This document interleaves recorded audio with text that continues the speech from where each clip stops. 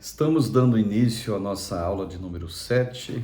Esta é a unidade de número 2 do nosso curso de Teologia Pastoral. Estamos na página 53.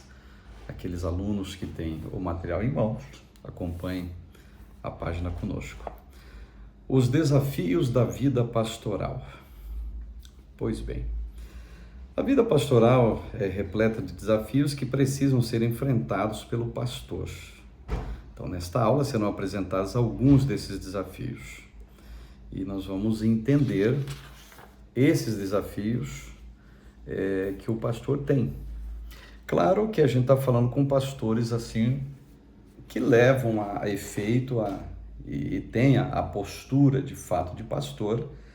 Não é aquele pastor, por assim dizer, que foi formado no sentido por causa de um parentesco, por causa de uma conveniência, por causa de não ter dado certo em nenhum outro segmento profissional da vida. E agora, infelizmente, ele está no ministério, mas ele encara de maneira profissional também. Essa é a palavra.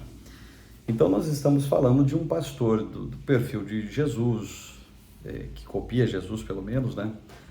Aquele pastor com perfil de João capítulo 10, o bom pastor ali, né? Diferente do mercenário, diferente daquele que entrou no aprisco, mas entrou pelo telhado, quem sabe, ou pela janela, mas feliz aquele pastor que ainda tem a convicção e a certeza que o único local de entrada no aprisco é pela porta. E Jesus falou, eu sou a porta das ovelhas. Então, me parece que o crivo verdadeiro de um pastor, de um líder que seja, não tem outro crivo, gente, é o crivo de Cristo, é o crivo de Jesus. Ele tem que ter passado pela escola de Cristo. E quando eu digo escola de Cristo, eu estou dizendo, chamado por Ele, vocacionado por Ele. Esse pastor, por mais que ele seja carregado de falhas, ele procura imitar o pastoreio de Cristo, aquilo que Cristo foi para com as ovelhas perdidas da casa de Israel, por exemplo, e outras ovelhas que tiveram contato com o Cristo durante a sua vida terrena. Muito bem, o pastor e a administração da igreja, é um desafio dele. Administrar é uma das funções pastorais, queira ou não tá? Além dos aspectos espirituais que estão voltados à oração, à ministração da palavra, à visitação, aconselhamento, dentre outros, paira sobre o obreiro ou pastor a responsabilidade de administrar a igreja enquanto organização social, como uma instituição que tem direitos e deveres a cumprir, até porque a igreja é formada por pessoas e, onde as pessoas estão, se faz necessária a boa administração, queira ou não, é isso. E é sobre isso que a gente vai falar nos próximos minutos. O que é, afinal, a administração eclesiástica? De acordo com Kessler e Câmara, do livro Administração, que é muito interessante esse livro, aconselho que vocês comprem até inclusive, a administração eclesiástica é o estudo dos diversos assuntos ligados ao trabalho do pastor, no que tange a sua função de líder ou administrador principal da igreja que ele serve. Tá? Os autores ainda salientam que administrar não é fazer mil coisas. Tá?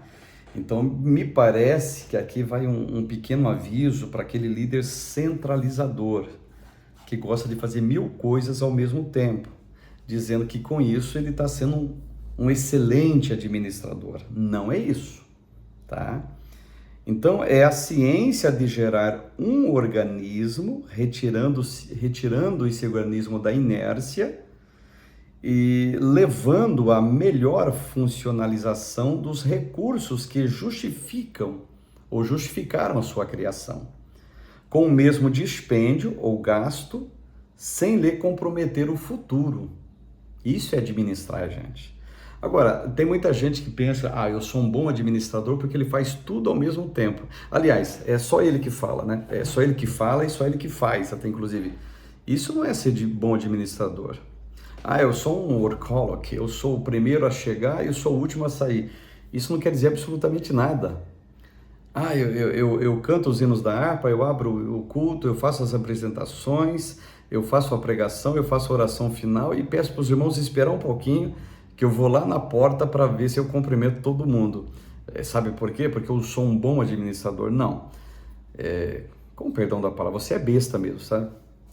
Isso não quer dizer absolutamente nada, a menos que você não tenha capital intelectual dentro da igreja. A menos que lá na igreja todo o corpo presbiterial seja você, o corpo diaconal seja você também, o corpo de cooperadores, o corpo de evangelista, de auxiliares, só seja você, não tem ninguém mais, zero, não tem mais ninguém. É tudo membro e você que é o líder. É assim que acontece com a sua igreja? Se não é assim, meu amigo, então me perdoe. Se você, o líder, faz tudo, se você é o líder bombril, que tem 1 milhão de utilidades, você pode ter certeza de uma coisa, você está se perdendo nessa utilidade. Então, tome muito cuidado de uma vida vazia, cheia de ocupações, e dizendo que essas ocupações te levam e te fazem e que você é reconhecido como bom administrador. Não, a igreja não está te vendo dessa forma. A igreja está te vendo como um líder centralizador, um líder que não usa ninguém, um líder que pode ter síndromes de ciúmes, de alguém que em alguma área da igreja pode fazer melhor do que você, tá? De um líder que não reconhece talentos, de um líder que tem medo dos talentos que estão dentro da igreja e que na tua mente, esse talento vai pregar melhor do que eu, vai dirigir melhor do que eu, vai cantar melhor do que eu, então ele vai acabar ocupando o meu lugar. Que tipo de líder que você é que você tem medo de perder o teu lugar? Sabe quem que você parece? Você parece os fariseus da época de Jesus. Está no texto que dizia o seguinte, olha, vamos cuidar aqui porque senão ele vai daqui a pouco tomar o nosso lugar. Que é isso, gente? Reino não é disputa, quem pode mais, quem pode menos, não, ou quem faz mais ou quem faz menos. Isso para mim é militância ideológica, tá? Disfarçada de evangelicalismo. Então, conforme diz aqui o Kessler e o Câmara, eu concordo com eles. Um bom administrador não é fazer 1000 coisas. É quem sabe fazer bem feito uma só. Mas aquele que quer fazer tudo, é porque, veja bem, há uma pitada de insegurança nesse líder, uma pitada, digamos assim, de recursos que lhe faltem. E já que lhe falta recurso para dar aquela camuflada, para dar aquele verniz, aquela maquiagem, aquela mascarada, entendeu? Ele vai fazer de tudo. Eu estou mostrando para a igreja que eu sou imprescindível para esta obra, porque ninguém consegue fazer tantas coisas ao mesmo tempo. Isso é besteira e revela totalmente uma pessoa insegura na posição onde ela se encontra, na posição onde ela está, tá certo?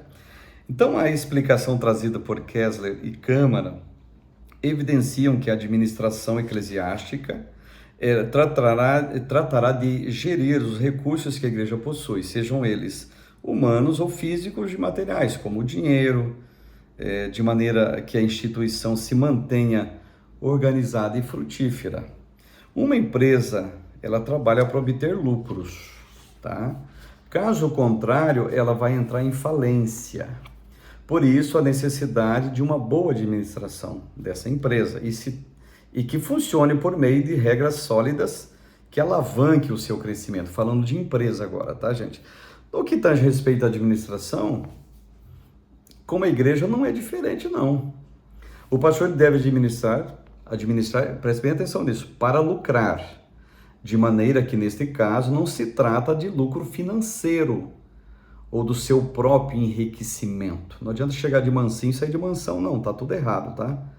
Antes, a ideia de lucrar aqui significa que a igreja deve crescer com os recursos que ela tem, de forma que mais e mais vidas sejam alcançadas para Cristo e por meio de uma boa gerência, os crentes sejam estimulados ao desenvolvimento pessoal e ministerial, fazendo com que o corpo cresça mais e mais. Isso é verdadeiramente um precioso lucro. Ou você acha que a igreja... aqui o povo só é espiritual, o povo só quer saber de espiritualidade, o povo só quer saber de sentir a presença, de dar glória e essa coisa toda. Você está redondamente enganado. O povo quer ver que o pastor é honesto, que o pastor valoriza os recursos que esse povo arduamente dá na igreja em forma de dízimo e de oferta. Entender que você está como mordomo ali, você está como o termo grego oikomonos, tá? Cuidador de bens alheios, ou seja, se é bens alheios, significa que não é teu. Ou você pensa que o dinheiro que cai ali na tesouraria é seu? Os dizimistas ali são seus financiadores. Os ofertantes estão dando dinheiro para você, que você faz o que você quiser, administra da maneira que você achar por bem. Não, você está errado. Você está gerenciando um negócio que não é teu. Igreja não é empresa no sentido formal da palavra. No sentido de organização, de responsabilidade, sim, a igreja pode ser considerada como uma empresa, mas nesse sentido de enriquecimento, má gestão de recursos, a igreja é um corpo místico, tá certo? Então, como responsabilidade, sim, administre muito bem os recursos que tem na igreja, porque não são seus. A visão da administração. Para que a administração seja bem sucedida, o pastor precisa desenvolver 5 habilidades a prever, tá? 5 habilidades, tá? Prever, comandar, quer dizer, vamos lá. Prever, organizar, comandar, coordenar e controlar. E o que significa cada uma delas? Primeira habilidade que ele tem que ter, a habilidade de prever. Está ligado à capacidade de planejar, estabelecer planos de ação antecipados, com os olhos voltados para o futuro. Não se estagne. Todo dinheiro que entra aqui nós estamos guardando. Você está guardando para quê? Qual é a finalidade? Igreja não é para gerar lucro nesse sentido, não. Tem 1 milhão guardado. Está guardado por quê? Por que você não investiu em missão, em reformas de congregações, em alimentação, em serviços de evangelização, de missões e por aí vai? Tem tanta coisa para investir dinheiro de igreja, gente, e dinheiro que não é teu, tá? Não pertence a nós. É o dinheiro que os crentes estão doando livremente, queira ou não, dízimo é doação. Não vou entrar aqui no mérito do que é dízimo da parte devocional, eu não vou entrar aqui na etimologia da maser, termo hebraico para dízimo, mas não deixa de ser doação. Tá certo? Então você, pastor, você está administrando o dinheiro que te foi doado. E claro que esse dinheiro não é seu, né? Você vai tirar seu salário, evidente, você está se mantendo com isso, claro. Mas lembre-se de uma coisa, a igreja não são seus financiadores. A igreja está financiando uma grande obra, que você teve a honra de ser colocado como gestor disso, tá? Então, você tem que prever. Segundo, organizar. Reunir meios e recursos materiais e humanos distribuídos racionalmente e de tal forma harmonizados que possam funcionar como um todo e sem solução de continuidade, ok?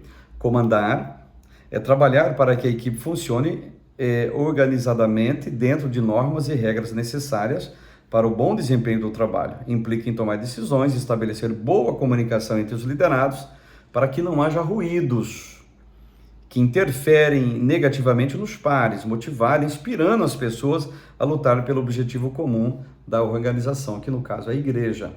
Você tem feito isso? Se não tem feito, você está falhando nessa área de líder de igreja e de administrador da igreja, porque isso também envolve. Terceiro, você deve comandar, tá? Trabalhar para a equipe, aliás, comandar eu já citei. Você deve coordenar também. Refere-se ao acompanhamento dos processos, atuando para que o desenvolvimento do trabalho ocorra de maneira regular e equilibrada. Quinto, você deve controlar. E preste atenção no que é esse controle, tá? O controle está atrelado à avaliação constante do trabalho que vem sendo executado. Você dá feedback para os seus obreiros, para os seus liderados? Se tem acompanhado o crescimento, você investe nos seus obreiros? Ou simplesmente eles são dirigentes de culto? Você só colocou lá na congregação, está me representando, a oferta está entrando, o dízimo está entrando, está tudo certo. Cara, você tem que acompanhar o crescimento dos seus obreiros. Eu estou falando aqui de pastor para pastor, tá? A matéria é teologia pastoral, a linguagem é essa aqui mesmo. Tá? Você tem que acompanhar sim o crescimento dos seus obreiros, o intelectual, o físico. Procure saber como está o casamento do seu obreiro, tá? A vida psicológica dele, a vida, por assim dizer, sentimental, como está a sua vida enquanto pai, enquanto chefe de família, o teu obreiro que você dirige. Porque ele está debaixo de uma carga grande, tá?